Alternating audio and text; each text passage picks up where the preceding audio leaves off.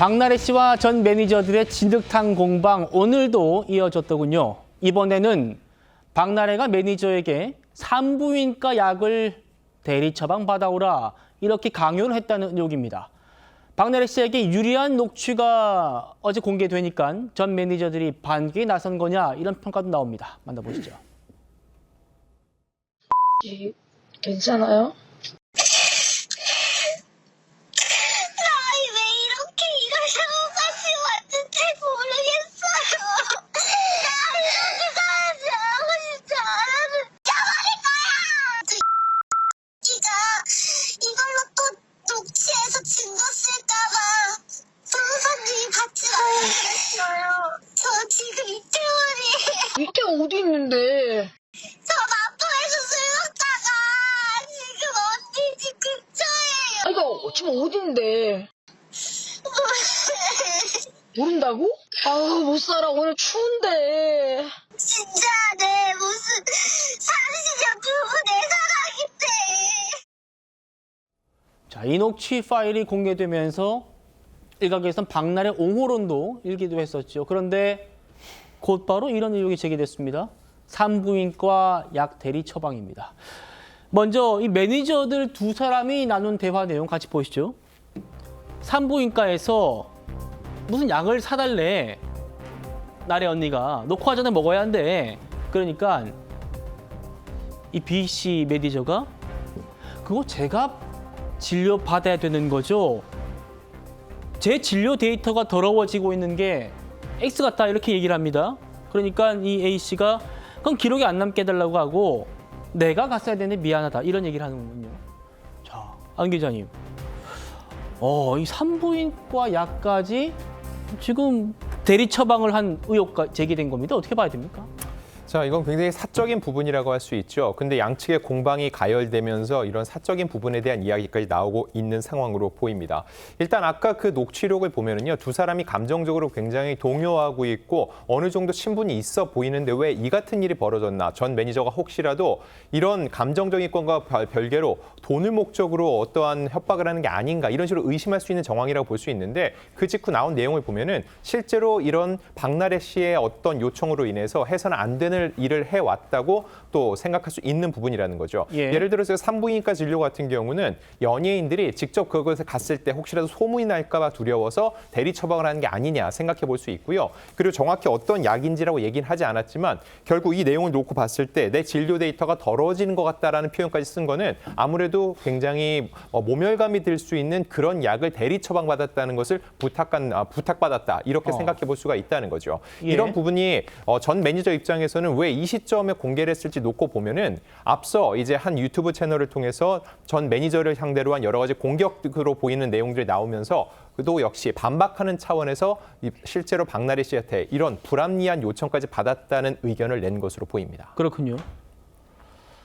산부인과 가서 약 타와라.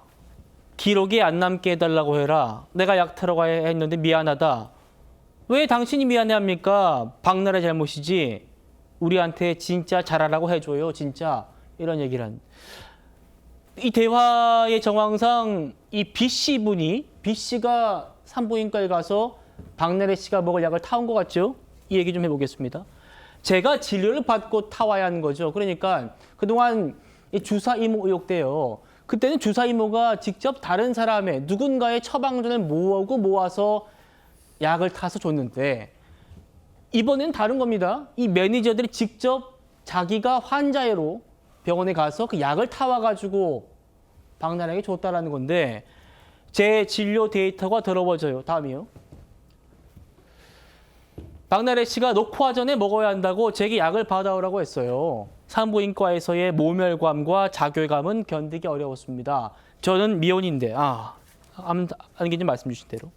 결혼할 상대가 제 의료 기록을 보기라도 한다면, 자, 그렇군요. 미혼이라면 충분히 고민을 할 법한 얘기입니다.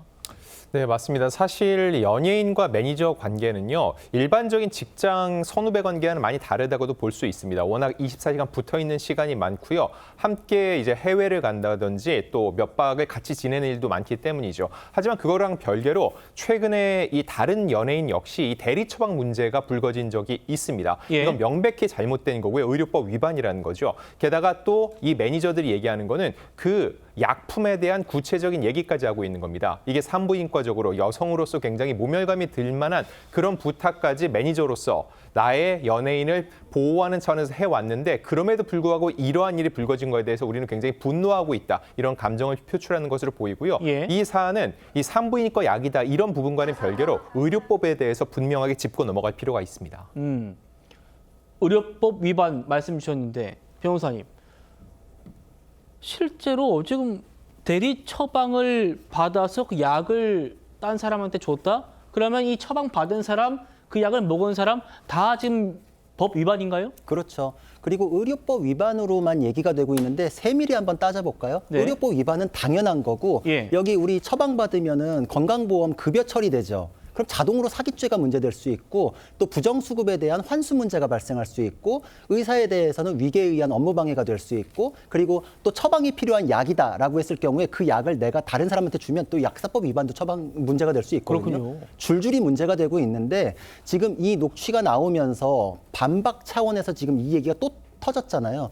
이제 두 분들은 여론전 하지 마시고 여기서 딱 멈추시고 사법 절차에 의존해가지고 평가를 받으시라 이런 조언을 드리고 싶은 게 여론전을 하려고 그러면은 반박하려고 지금 또 나오고 이러는데 지금 둘 사이에서 나중에 아무리 화해가 잘 되더라도 해결될 수 없는 것들이 너무 많이 터졌습니다. 의료법 위반이나 이런 것들 제가 지금 언급한 거는 나중에 당사자들끼리 용서한다고 해서 해결될 수 있는 문제가 아니거든요. 네. 게다가 이거를 또 터뜨리기 위해 가지고 지금 법인카드 얘기도 나왔잖아요. 법인카드는 횡령배임 문제뿐만 아니라 나중에 세무 당국에서도 당사자들끼리 그거에 대해서 뭐 피해 보전하고 끝났습니다라고 얘기하더라도 그건 그렇고 빠져나간 돈에 대해서는 세금 문제가 또 발생을 합니다. 이걸 인정상여라 그러거든요. 네. 일단 회사에서 빠져나간 순간에 누군가는 그거에 대해서 상여 처리를 통해 가지고 세금을 내야 돼요. 근데 여기서는 가산세가 또 무섭거든요. 양쪽 다 나중에 아무리 매끈하게 정리를 한다라고 노력을 하더라도 둘이서 정리할 수 없는 게 너무 많이 터졌고 세금 문제는 국가와의 문제이기 때문에 그거는 또 그거대로 또 돈을 내야 되는 상황이라서 아마 나중에는 걷잡을 수 없이 누구도 승자가 될 수 없는 싸움이 돼버렸다 이렇게 평가합니다. 예.